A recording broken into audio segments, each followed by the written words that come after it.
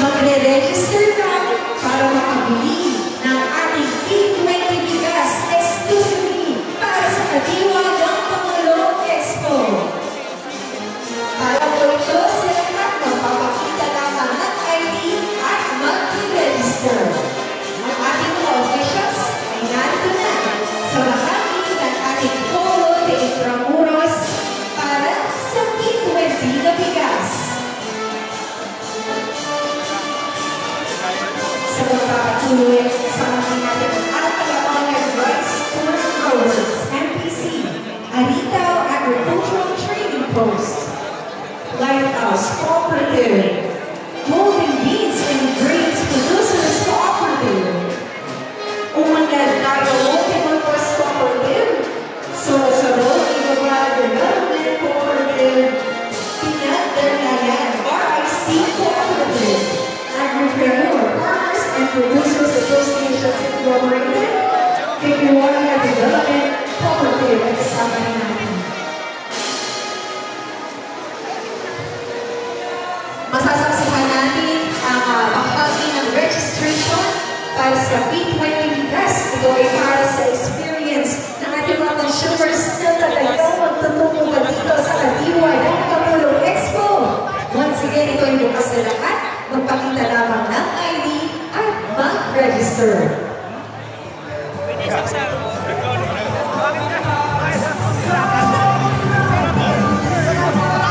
Pumunta na sa Intramuros, may 20 kilos na bigas. May 20 po. Ayan.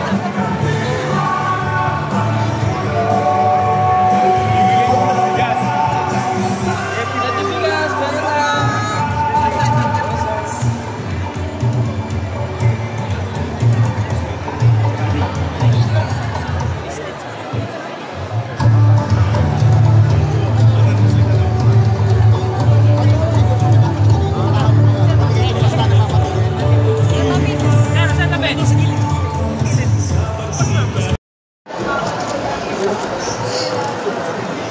To our secretary, napakasipag, galing pa ito ng Zamboanga, diretso sa Maynila. Our Department of Agriculture Secretary Francisco Chu Laurel Jr. Sampo ng mga ahensyang kaloob at nasa pailalim nito, mga undersecretary, iba pang bisita, stakeholders, at sa ating magandang Vice Mayor. Maganda na, masipag pa. Balita ko, ito, buong Pilipinas, nandito. Kayo po mga naparito, ito po yung pinakamagandang Vice Mayor sa buong Pilipinas. Vice Mayor Chi Atienza. At sa lahat sa inyo, ito po ang inyong lingkod, ang aking pong trabaho. Ngayong araw na ito ay napakagang dahil napakahirap po ng trabaho ng Secretary ng Agrikultura. Ang akin lamang dito ay kayo ay i-welcome sa lungsod. But again, I'm happy as Filipino, not only as Mayor, but as Filipino, wherein the national government continue to give security through our country by addressing food security in the entire nation. You know, even uniformed personnel will agree with me that food insecurity is threat to national security. That's why palakpakan natin ng mga taga-DA,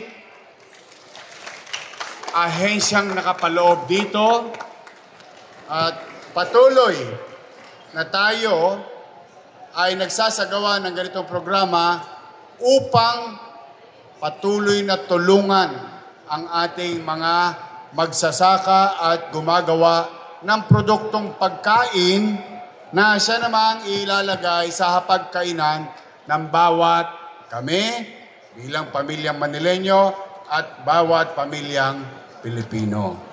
Kaya naman doon sa mga napunta rito at sino-showcase ninyo ang inyong produkto dito sa makasaysayang lugar ng lungsod ng Maynila at makasaysayang lugar ng ating bansa, ang Intramuros. Napakagaling po ng administrador dito, si Attorney Joan ng IA. Ay malugod namin kayong tinatanggap sa lungsod ng Maynila. At kung hindi kalabisan, total, nanggaling pa kayo ng Mindanao, Visayas, Northern Luzon, Central Luzon at iba't ibang bahagi ng Pilipinas. Pwede bang tagalan yung manatili rito at gumastos pa kayo? Go around the city while you're attending the expo and learn from it and collaborate among each other through the initiative of Secretary Laurel. Ay magpangipangita kayo at magkaroon kayo ng engagement. Habang ginagawa ninyo yun, pag medyo napagod na kayong ikutin ito, pwede ho kayong paglabas ninyo, nangka. Tapos wawakali kayo dyan. Dire-diretso na po kayo. Puntahan ninyo yung Port Santiago. Sayang, nandito na rin lang naman kayo. May entrance fee po doon, ha? Tosgas kayo. Pagkayari, labas kayo. Doon, kumaliwa kayo. Doon sa BF condominium. Kakaliwa kayong ganoon. Plaza Mexico. Makita ninyo yung pinagawa ni Presidente at ni First Lady na yung aming Riverside na development. Napakaganda. Lalo na maya-maya, pagka tumiklop na po ang araw, ay napakaaliwalas po ng lugar na yon. At makakapamasyal kayo diretso. Marami kayong mabibili doon. Gastos kayo. Tapos dire-diretso, kanan kayo ng Arroceros, nandun na kayo sa malapit sa City Hall. Makita nyo yung Metropolitan Theater. Dumiretso pa kayo konti, lagpas City Hall, may SM. Baka meron kayong ipagsa-shopping. Pagbaba nyo ng SM, gusto nyo makita yung magandang museum, ang National Museum of the country. Dalawa na po ngayon ang magandang museum sa lungsod ng Maynila na pinatatakbo naman ng national government din. Ay doon mag-i-enjoy po kayo.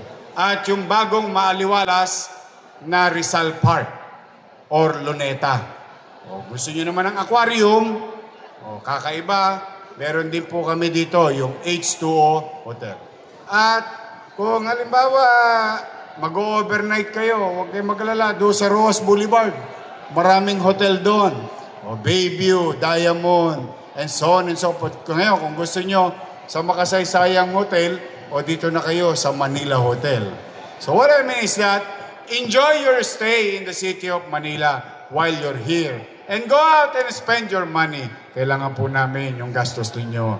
Dahil gusto ko po, habang ang national government, in our own little way, to support its initiative and synchronize our effort in line with the policy and goals of the national government through Department of Agriculture. Gusto ko naman, itong aming syudad na makasaysayan ay maikot ninyo. At marami naman sa inyo dyan ng mga nakikinig ay meron ding kasaysayan sa lungsod ng Maynila. Magmuni-muni kayo, magpagulong-gulong kayo sa damuhan. Maganda po ang damuhan lang Luneta. Gusto nyo na may tabing dagat, maganda ang Roas Boulevard. O kung gusto nyo naman ilog, itong Esplanade dito sa kaliwa. So, welcome po kayo sa lungsod ng Maynila. So muli sa inyong lahat na mga naparito, mula Mindanao, Visayas at buong Luzon, malugod po namin kayong tinatanggap sa lungsod ng Maynila. At maraming salamat, Department of Agriculture Family, particularly Secretary. Thank you very much for bringing them here in the city of Manila.